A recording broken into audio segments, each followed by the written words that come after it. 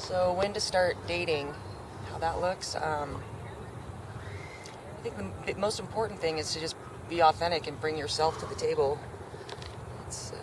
I learned the hard way that when you're trying to be something that you're not, eventually it's going to be revealed. So you might as well show up who you are at the beginning, and it'll save a lot of hurt in the end, especially if both people bring themselves to the table. I let it be known now with people that I'm dating, like right off the bat, that I don't, like, lying is my biggest thing. Like, you can't lie. I don't care what you do, just don't lie about it. Because integrity is like a big thing for me. And I think that's what hurts people in the end in relationships, is when there's just dishonesty. And it creates a lot of heartbreak. So I would say, and I'm still single, so, I'm not an expert at this, but because I'm single, I know what doesn't work. And I've also had good relationships, and so I know what does, So it's tricky. But it's worth, I don't know, it's worth putting for me at least, companionship is something that I think all of us want, like it's human nature. But I think in order for it to work, it's got to be all based on truth, or else it's always going to self-destruct. So. What's a lie someone told you? Cheating, like I've been cheated on, or like at the beginning of dating somebody when, they made it sound like I was the only one they were seeing, but they were seeing other people, like just those games, and I'd rather just have it be straightforward, say, hey, I'm seeing you, but I'm also going to see other people, and then I can choose whether or not I want to be in the situation, rather than, be deceived in that way. So that's, like, that kind of stuff is hard. And then I've had people lie about doing drugs when I didn't think they were doing drugs, or, things like that, which is just kind of jolting. So. What's the best date you've ever had? Best date I've ever had. It's actually the 4th of July, 3 years ago.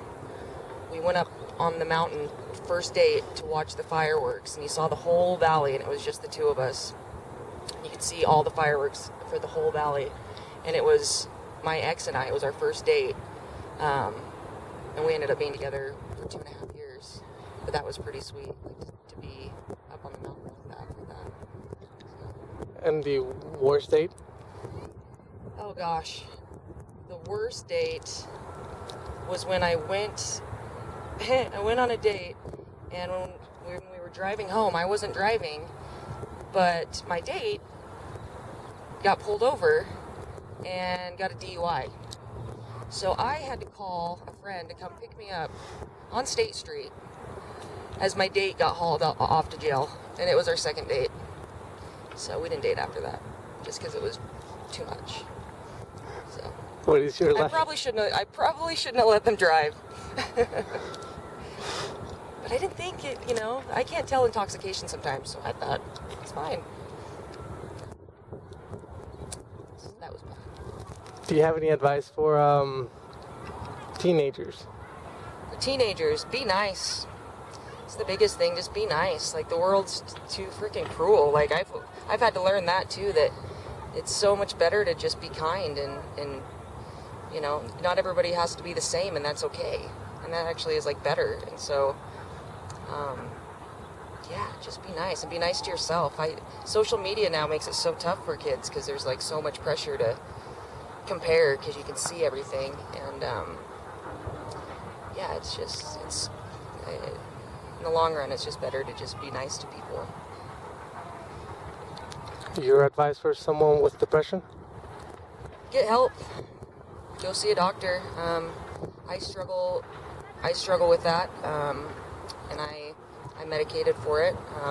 And it's not a cure-all. Like, I still do therapy, and I exercise, and I do those things, and it's every day. You take it a day at a time. You're gonna have your bad days. I know I have my bad days, but it wasn't until I really just, like, said I need to do something different, because I was being self-destructive because of my depression.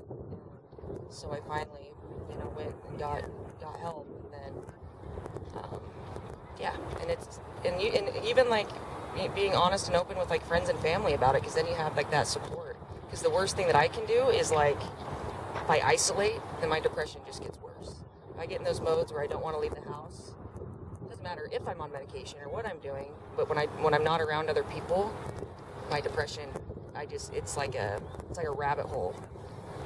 So isolation is the worst thing for us. What is your advice for a large group of people? For a large group of people, I'm more one-on-one person. I tend to be kind of awkward in large groups. I think, try to, I don't know, do what you're going to do. It's a little too rambunctious for me at times in large groups, so I usually end up just grabbing one person and talking to them. And I really appreciate it when people in a large group will just do that. Take the time to talk to you and say hi to you, and I guess that's the biggest thing, is like take the time to get to know people. You never know who you're going to meet, and give people a chance. I think sometimes it's intimidating. Don't try to drink your way through it. Sometimes that's, you go to concerts, you go to football games, and people start drinking too much because it's like the social lubricant, but you end up just not remembering anything, so it's not worth it.